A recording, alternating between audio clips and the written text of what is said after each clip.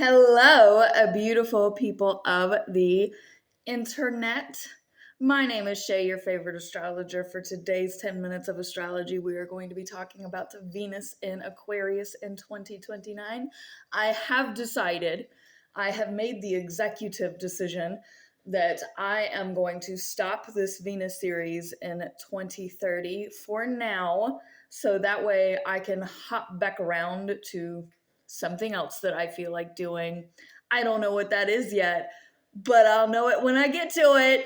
You should check the housekeeping in the comments for my astrology predictions playlist because, as I understand, some of you will search to find information about the future, but then it's too far in the future and you don't know how to get to my other videos that I've made of other things that are closer to the current moment. So if you go to my comments section, look specifically at my comment.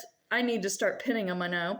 And then you scroll until you find the link to my astrology predictions playlist, where I have a series of every planet that I have deep dove into up until this point, in order based on the time period that it happens in. And then you can scroll through the playlist and you can see exactly the planet and the time period that you wish to be informed on based on my predictions. Now that that is out of the way, you should press all the buttons because algorithms love that, to get my information more into the world. I might keep a doing if I don't just do, so we're gonna get hop to. This Venus in Aquarius, what I like to do is start with the planet, start with the sign, and then go into the aspects. We have Venus, which is love and relationships. As you all know, I gloss over information to keep it easy to follow along with because I only have 10 minutes, so we're going to do this fast. Aquarius is the weird one. Moving on to the first aspect, and this Venus in Aquarius goes in approximately February 1st, 2029. And then at 4 degrees, we hit a square to Chiron in Taurus. Well, Chiron, I already have a Chiron and Taurus video. Again, if you click the link to my astrology predictions playlist, you can find that video. But Chiron is trying to heal in others, that which you struggle with. And in Taurus, it is family, values, food. I have spoken in my Chiron and Taurus video how I believe that we are either going to experience food insecurity or security. It's going to kind of be one or the other. And so far, I am filming this in 2026, not looking too high. So we shall see. But we have a square here. So our relationship to the weird, battling, because that's what a square is. You're squaring off, you're, teeing off, you're fighting off these things that are you're supposed to be trying to help other people heal in, which is their values and their home and things with their food security or insecurity. Well, now you're fighting with healing that in your this is a weird stance to take, of course, because Aquarius, that's a weird stance. And so Venus in Aquarius is weird in love, weird in relationships. We're squaring off with trying to help people feed each other. Like, is it a technicality? Are you weirded out about a technicality? Do you just not want to help certain people because you just have it in your head that A group is better off than B group? I don't know. Aquarius is the wild card of the zodiac. They are always harder to read for me because they are the water bearer. A lot of people get confused because Aquarius, Aqua, they think it's a water sign, but no, they're an air sign.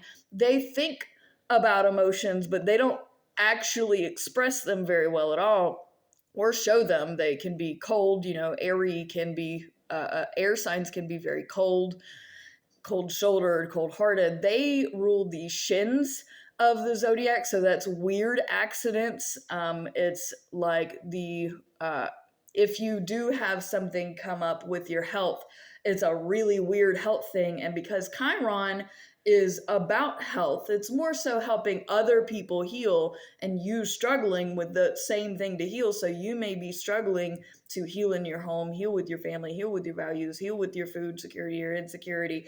And that teeing off with your relationships here, are you fighting over where to go out to eat? That would be, in this realm. Then we have a square to Saturn in Taurus. I'm personally hit or miss with Saturn and Taurus because at least Taurus is an earth sign. Saturn is comfortable in earth signs. The problem is that Taurus doesn't know how to move light-footedly. When they get stuck on something, there's no moving them. Please try to movable. You will fail.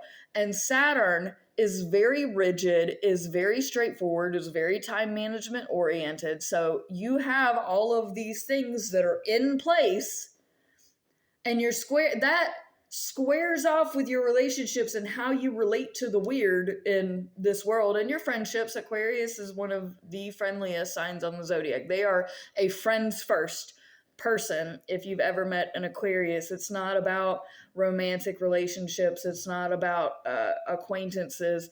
It is friendships. They love authenticity. And this squares off with the rigid in your place. So we'll see how that plays out. But squares are the hardest, I'm going to say for the brevity of this, that they are one of the most difficult alignments, if not the most difficult alignment.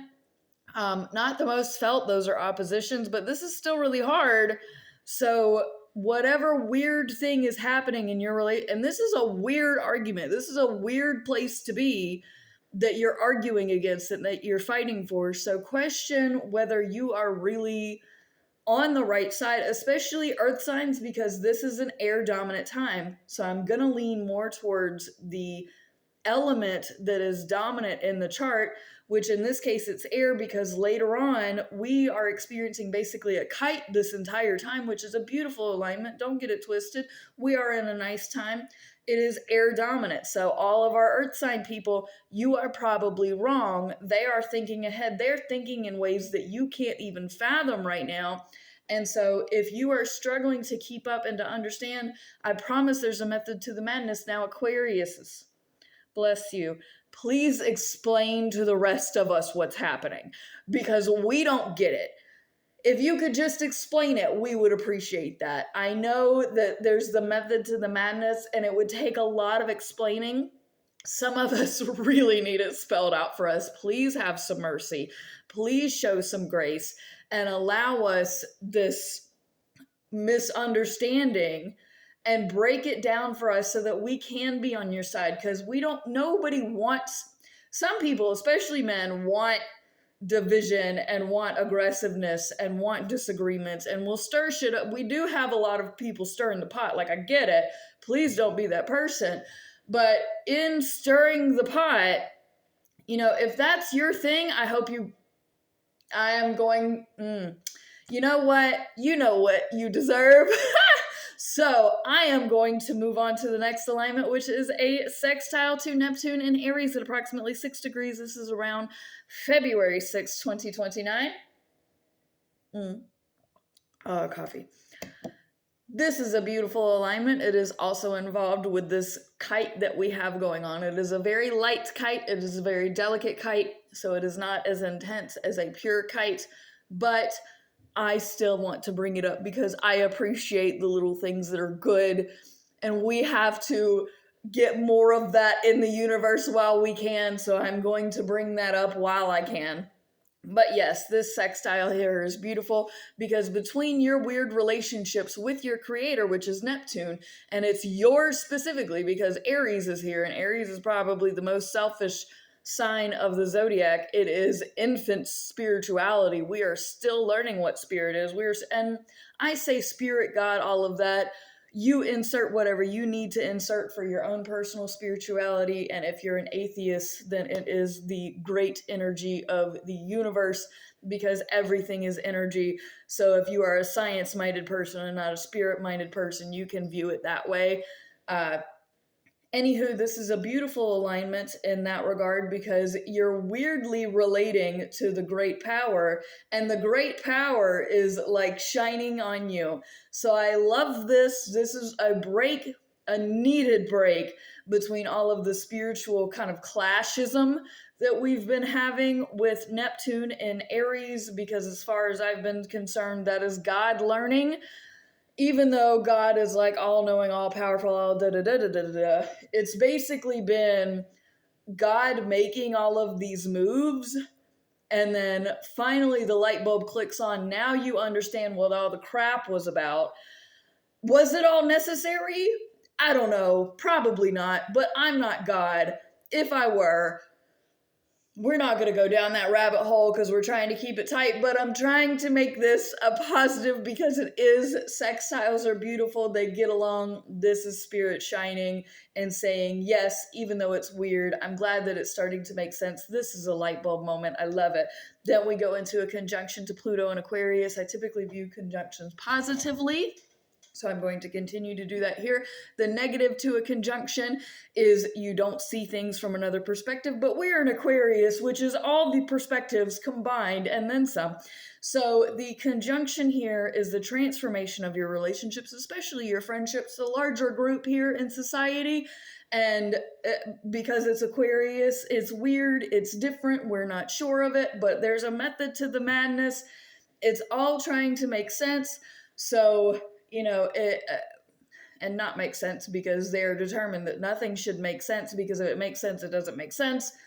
Besides the point, we're trying to make sense, some of us, maybe not Aquarius's. Aquarius's, please, for the love of the rest of society, spell it out. I beg you to please spell it out for us. Anywho, this is conjunct, this is positive, this is on the same page, our relationships and the way that they're transforming in society and with our friendships. It's great. We then have a trine, another beautiful thing in all of this, because trines are like the Holy Trinity. This turns into a broad grand trine inside of this kite.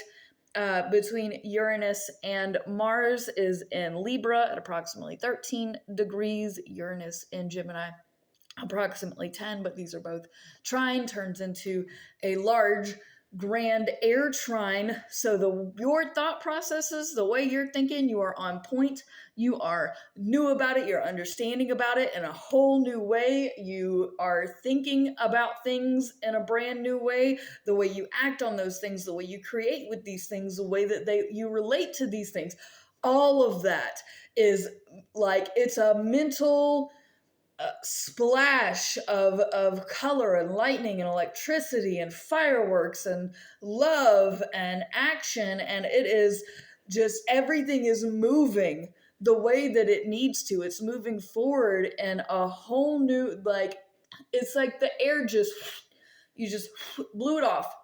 It's like you get a hot spoon and you blow it to cool down your food. You have cooled down your food where it is the perfect temperature. I love this. Again, Uranus is in Gemini, which has been random crazy in all kinds of directions. It is retrograde. So just be aware that these bright ideas, you may not be able to fully implement them, but because this is a grand air trine, despite the retrograde, this may actually be a fantastic idea that you should try to implement at least later when you're more stable. But if you're an air sign, you may just need to go ahead and be spontaneous with this idea and try it out, despite what anybody else tells you. With Mars and Libra, this is kind of the legalness of this. So this is all of kind of getting things in order so that you have you're basically insured to be able to follow through with this grand, fantastic idea. Again, that's Uranus. And then, the way that you relate to it, it's weird, but you like it, so it works. Then we have a semi-square to Neptune in Aries. I don't typically talk about semi-squares because math, but this is a 45-degree angle, so Venus is going to be at 21 degrees. Neptune is going to be at 7 degrees. This is approximately February 18th, 2029. Semi-squares do not last very long, but they are a very small, very intense irritant. So it's probably a day, perhaps even an hour, perhaps even 10 minutes where you lose your shit at God and you get and it's like random, just a very spontaneous, because air signs and fire signs are the more spontaneous of the zodiac. So this is a weird, spontaneous kind of blow up with spirit. Like you don't understand, they're throwing a wrench into your plans here and into the, weird things that you're doing anyway and how you're relating in weird. And it just is like throwing a wrench and you're like, I don't need the wrench. I asked for a ham. I asked for a piece of ham. Why did you give me a wrench? Like, it's somebody misunderstood the assignment, specifically spirit, but I try not to piss spirit off because I have enough to deal with as it is. So love you, spirit. Please be kind.